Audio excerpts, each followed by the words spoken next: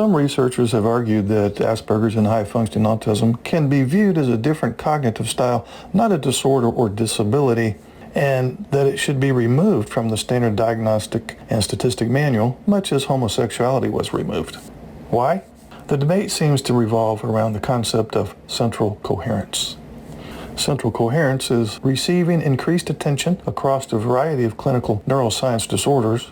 Essentially, it describes a style of thinking on a continuum.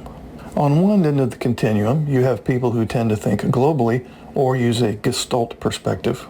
For example, the big picture is seen rather than paying attention to details.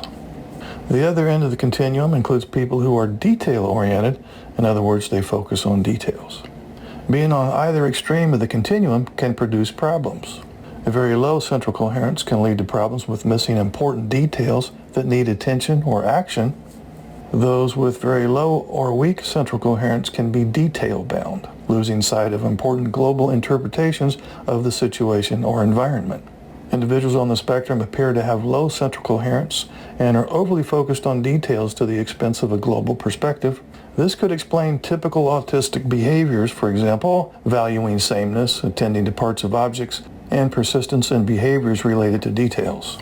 With the concept of central coherence in mind, having a propensity for details suggests a cognitive style located on one end of the continuum, not a disorder per se. Individuals on the spectrum have advocated a shift in perception of Asperger's and high-functioning autism as a complex syndrome, in other words, a characteristic combination of opinions, emotions, or behavior, rather than a disease that must be cured. Proponents of this view, A, reject the notion that there is an ideal brain configuration and that any deviation from the norm is pathological, and B, promote tolerance for what they call neurodiversity. These views are the basis of the autistic rights and autistic pride movements. Researcher Baron Cohen wrote of those with Asperger's, "In the social world there is no great benefit to a precise eye for detail.